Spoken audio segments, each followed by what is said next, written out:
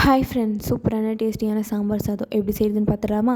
அதுக்கு ஃபஸ்ட்டு தேவையான அளவு காயெல்லாம் அரிஞ்சு வச்சுக்கிட்டு ஒரு குக்கரில் எண்ணெய் ஊற்றி கடுகு போட்டு ஜீரகம் போட்டு அது பொரிஞ்சதும் கருவேப்பிலை, அதுக்கப்புறம் தட்டி வச்ச பூண்டு, அப்புறமேட்டுக்கா சின்ன வெங்காயத்தை அரிஞ்சு வச்சுருக்கேன் அதையும் சேர்த்து வதக்கி விட்டுட்டு, பச்சை மிளகாய் சேர்த்து அதையும் வதக்கி விட்டுட்டு, தக்காளி சேர்த்து அது வதங்கினதுக்காக கொஞ்சமாக உப்பு சேர்த்து அதையும் நல்லா வதக்கி விட்டுக்கிட்டு, அரிஞ்சு வச்ச கேரட், கத்திரிக்காய், மாங்காய், அவரைக்காய் எல்லாத்தையும் சேர்த்து கிளறி விடணும்.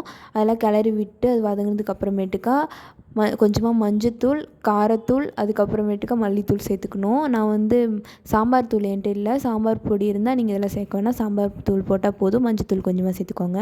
அதுக்கப்புறமேட்டுக்கா கிளறி விட்டுட்டு அரிசி பருப்பு போட்டுட்டு தண்ணி தேவையான ஊற்றணும். இப்போ வந்து நான் மாங்காய் போட்டிருக்கிறதுனால புளி ஊற்றலை, நீங்கள் மாங்காய் போடலாம் புளி ஊற்றிக்கோங்க. அதுக்கப்புறம் லோ ஃப்ளேமில் ஒரு 7-6 விசில் விட்டு இறக்கிட்டால் சாம்பார் சாதம் ரெடி ஆகிடும்.